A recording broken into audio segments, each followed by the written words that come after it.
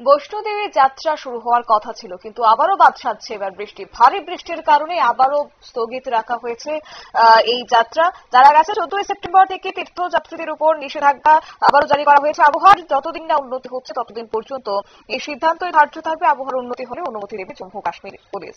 জানবো এই প্রসঙ্গে বিস্তারিত, আমাদের সঙ্গে যুক্ত হয়েছে প্রতিনিধি শেখ মনিরুল। মনিরুল, কি জানতে পারছো?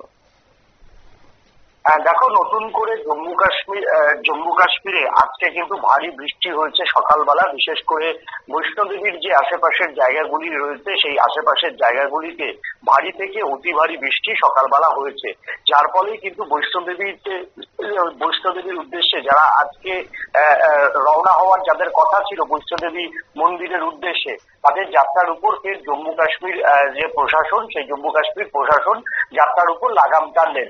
ভারী বৃষ্টির কারণেই এই যাত্রায় লাগাম টানা হয়েছে বলে জানিয়েছে জম্মু কাশ্মীর পুলিশ। যেহেতু বৈষ্ণোদেবী এই বছর একাধিক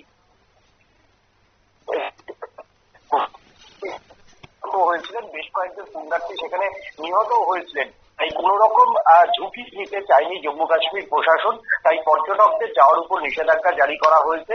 আগামী 72 ঘন্টা যদি আবহাওয়ার উন্নতি না হয় তাহলে কিন্তু জম্মু কাশ্মীর প্রশাসনের পক্ষ থেকে ফের যাত্রার উপর নিষেধাজ্ঞা জারি থাকবে বলে জানিয়েছে প্রশাসন।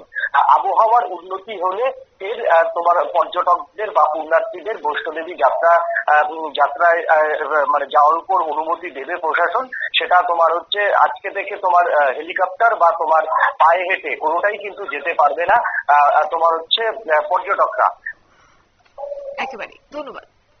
আপনারা শুনলেন, অর্থাৎ জম্মু কাশ্মীরে ভারী বৃষ্টি এবং ধসের কারণে আবারও স্থগিত রাখা হয়েছে বৈষ্ণোদেবী মন্দিরের যাত্রা। 14 সেপ্টেম্বর থেকে তা নিষিদ্ধ করা হয়েছে এবং আবহাওয়ার উন্নতি যদি হয় তাহলে আগামী দিনে স্বাভাবিক হলে সমস্ত কিছু জম্মু কাশ্মীর পুলিশ তীর্থযাত্রা করার সেখানে অনুমতি দেবে। তবে যতদিন না পর্যন্ত আবহাওয়ার উন্নতি হচ্ছে ততদিন পর্যন্ত এই যাত্রা কিন্তু বন্ধ রয়েছে। নিয়ে নিচ্ছি ছোট্ট একটি বিজ্ঞাপন, বিরতির সঙ্গে থাকুন।